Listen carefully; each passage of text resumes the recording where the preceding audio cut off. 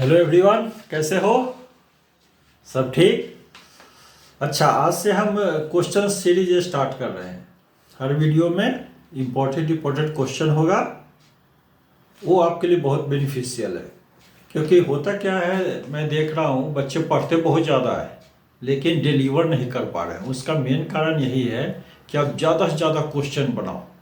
ठीक है? क्वेश्चन बनाने से क्या होता है कि जो पढ़े हुए उसका ऑटोमेटिकली रिवीजन हो जाता है। ठीक है? और जितना क्वेश्चन बनाओगे उतना टाइम आपका बचेगा एग्जाम में।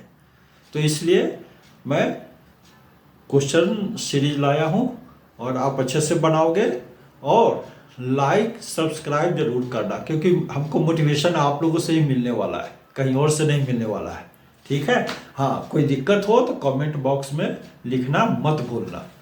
तो आज का पहला क्वेश्चन है, 2,4-dinitrochlorobenzene undergoes alkaline hydrolysis readily while chlorobenzene does not. Why? ठीक है?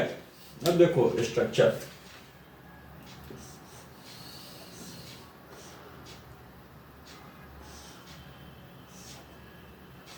ये क्लोरोबेंजीन हो गया। ठीक है? और एक्ट कौन कर रहा है? हाइड्रोलिसिस हो रहा है, एल्केलाइन हाइड्रोलिसिस। एल्केलाइन हाइड्रोलिसिस, तो ये हो गया है। ये क्या है? निगेटिव चार्ज है, तो ये हो गया न्यूक्लियोफाइल। नहीं, ये हो गया न्यूक्लियोफाइल। ठीक है? और क्लोरीन के बदले में इसको आना है, तो ये अटैक भी यहीं पे तो करेगा, इसी कार्बन पे। इसी कार्बन पे अटैक करना है। ठीक है? और एक तो ये जान लो कि इस पे लोन पेयर के कारण ये लोन पेयर इसको दे देता है तो ये डबल बॉन्ड कैरेक्टर हो जाता है। ठीक है? तो इसको ये टूटना में आसानी से नहीं टूटता है बॉन्ड। ठीक है? एक तो वो प्रॉब्लम है, लेकिन फिर देखते हैं आगे क्या होता है। ठीक है? तो ये अटैक करेगा तो क्या बनाएगा? क्या बनाएगा?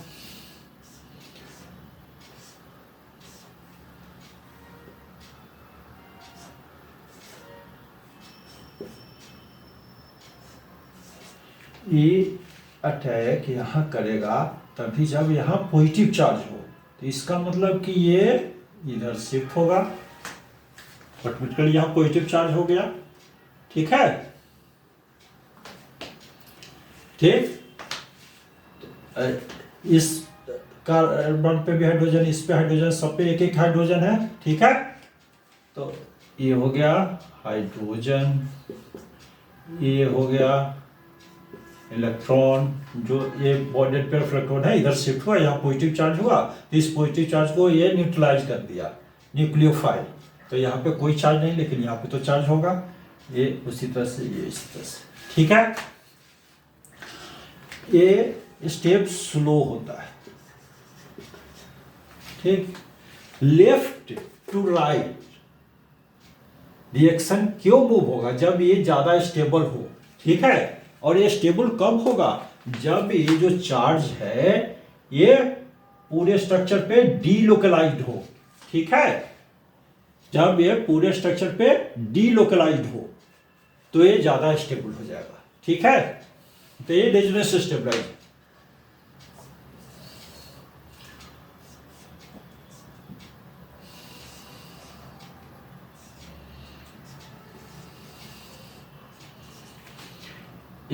ये यहाँ शिफ्ट अगर होता है, ये इलेक्ट्रॉन यहाँ, तो ये इस पे आ जाएगा। ठीक है?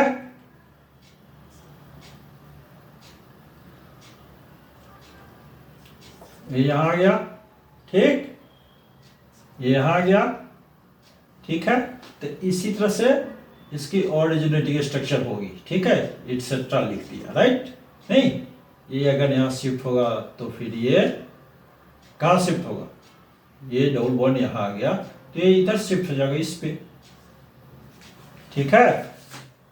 अब देखो, अगर इससे नाइट्रो ग्रुप लगा दिया तो नाइट्रो ग्रुप क्या करेगा? इस स्ट्रक्चर को ये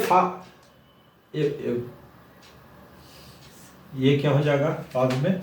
यहां से अगर क्लोरीन, सॉरी, हाँ, क्लोरीन हट गया, क्लोराइड आयन हट गया। ठीक है?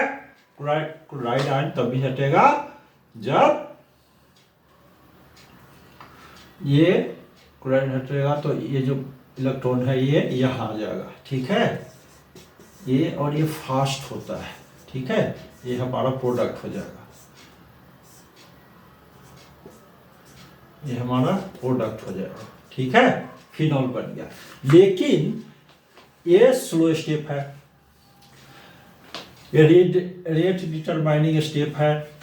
ये जितना ज्यादा स्टेबल होगा वही तो ड्राइविंग फोर्स होगा हमारा, कि लेफ्ट टू राइट रिएक्शन को कराएगा। तो इस पे अगर यहाँ पे NO2 ग्रुप प्रेजेंट है तो क्या करेगा, इस इलेक्ट्रॉन को अपनी ओर विड्रॉ करेगा। यहाँ पे भी नेगेटिव चार्ज आ रहा है, यहाँ पे भी हो, यहाँ पे भी हो, तो ये क्या हुआ, इस ग्रुप के लिए ये हुआ 2, ये हुआ 4, ठीक है। तो 2 और 4 पे अगर नाइट्रो ग्रुप है तो ये स्ट्रक्चर ज्यादा स्टेबल होगा, ठीक है। इसलिए 2,4 डाइनाइट्रोबेंजीन जल्द हाइड्रोलाइज्ड होगा, नहीं, इट इज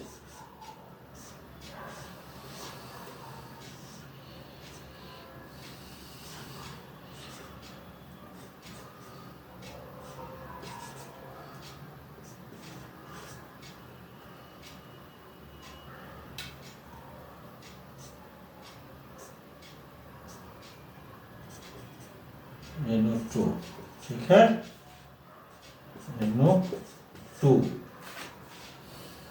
और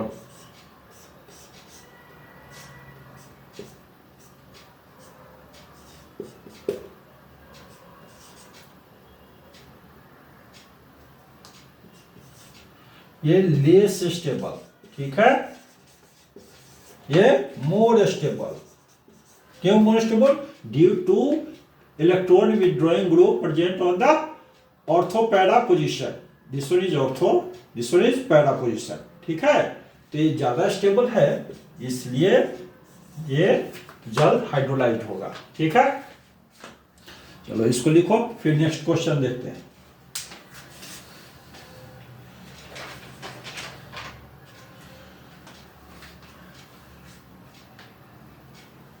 लिख लिया, समझ में आया? अगर कोई दिक्कत है तो कमेंट बॉक्स में लिखना है।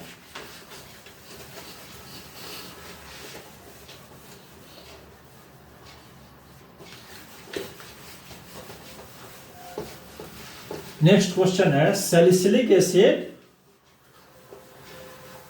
Is more stronger than para hydroxy benzoic acid. Question number 2 क्या है? Salicylic acid is stronger than para-hydroxy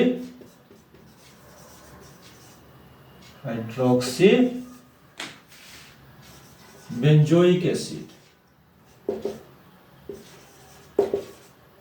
Why? क्यों? पहले तो स्ट्रक्चर समझो, सैलिसिलिक एसिड क्या है?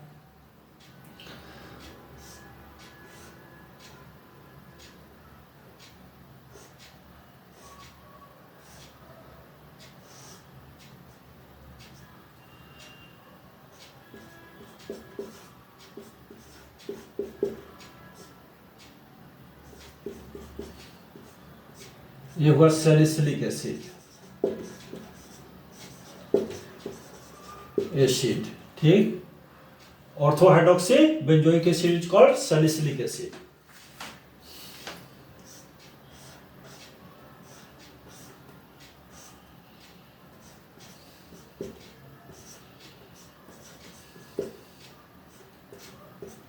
This one is para-hydroxy benzoic acid. This one is para-hydroxy benzoic acid, ठीक है। अब देखो इसमें सबसे स्टिक हाइड्रोजन कौन सा है? ये है, ठीक। तो ये जितना जल्द देगा उतना स्ट्रॉन्ग ये एसिड होगा, ठीक है। तो अगर यहां से H+ निकाल देते हैं, H+ अगर निकाला ठीक है, तो फिर क्या बचेगा, इस पे निगेटिव चार्ज। ठीक है,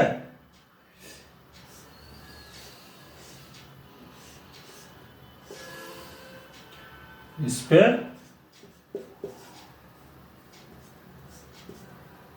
निगेटिव चार्ज। ठीक है, और ये है alcohol.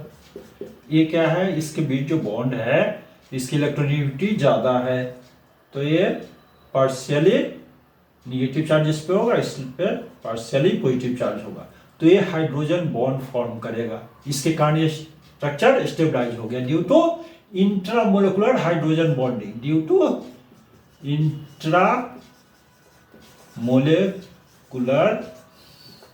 Hydrogen bonding it is more stable. ठीक है, इसमें क्या होगा, यहां से H+ निकलेगा, प्रोटॉन। ठीक है, लेकिन इसमें कोई वैसा इंट्रामोलिकुलर हाइड्रोजन बॉन्डिंग नहीं होगा,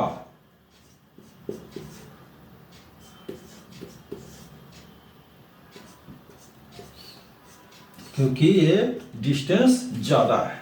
तो ये लेस कार्बन जो सॉरी एनायन है, नेगेटिव चार्ज ऑक्सीजन पे है, इसलिए इसको एनायन बोलेंगे। कार्बन पे होता है तो कार्बन आयन बोलते हैं। तो this anion after losing proton is less stable in comparison with this one, so that salicylic acid is more acidic than parahydroxy benzoic acid। ठीक है, अगर क्वेश्चन अच्छा लगा, एक्सप्लेनेशन अच्छा लगा, तो जरूर सब्सक्राइब करो, लाइक करो। यही मेरे लिए ड्राइविंग फोर्स है, जिसके कारण मैं अच्छा क्वेश्चन आपके पास लेते आऊँगा। ठीक है, अगले क्वेश्चन का, अगले वीडियो का इंतजार करो। Thank you.